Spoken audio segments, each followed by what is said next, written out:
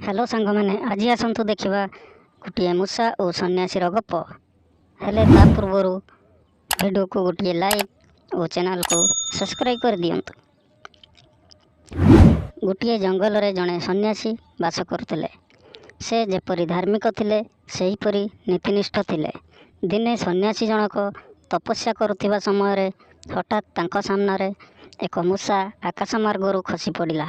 फल सन्यासींकर तपस्या भंग होला परे से आकाश मार्ग को चाहिए। आकाश मार्गरू से एक कुआ को देखिले।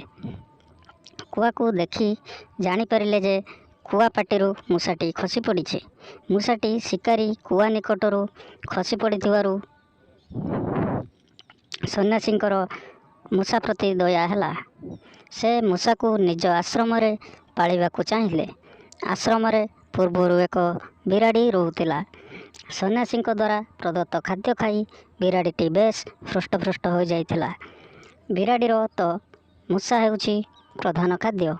आश्रम रे एक मूषा को देखी ताकू बिराड़ी खाइबा पई मनस्थ कला। दिने सुजोग देखी मूषा को मारिबा पई गोड़ाइला। बिराड़ी गोड़ाइबार देखी मूषा पुणी सन्यासी निकट को धाइला और ताकू बंचाइबा पई अनुरोध कला। सन्यासी मूषार अनुरोध को एड़ाई न पारी कहले, हे मूषिक, तुमे ए बिराड़ी को देखी भय करुच। मु तुमको बंचाइबा पई चेष्टा करिबी। तेणु तुमको वर्तमान एक बिराड़ी रे मु परिणत करदेबी, जहा फल तुमे बिराड़ी को देखी आउ भय करिबो नाही। यह कही सन्यासी संगे संगे मूषा को बिराड़ी रे परिणत करदेले। किछि दिन गला।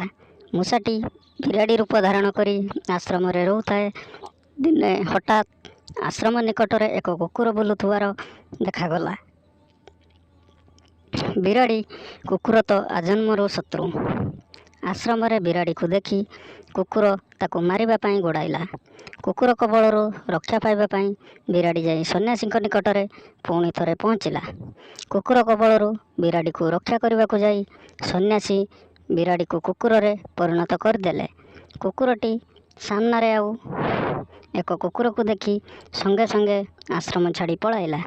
एहीपरी बिराड़ीटी कुकुर रूप धारण करी आश्रम रे कालातिपात करुଥାଏ। दिन पर दिन गड़ी चलिला। कुकुरटी हठात आश्रम निकटरे एक बाघ को देखिला। बाघ को देखी प्राण रक्षा करने पई सन्यासी निकट को धाइला। कुकुरर भयभीत हेबार कारण जानी सन्यासी संगे संगे कुकुर को एक बाघरे परिणत करदेले। आश्रम मध्यरे एक बाघ को देखी अन्य बाघटी पलाई गला। बाघर प्रकृति तो मनुष्य मांस भक्षण करिबा।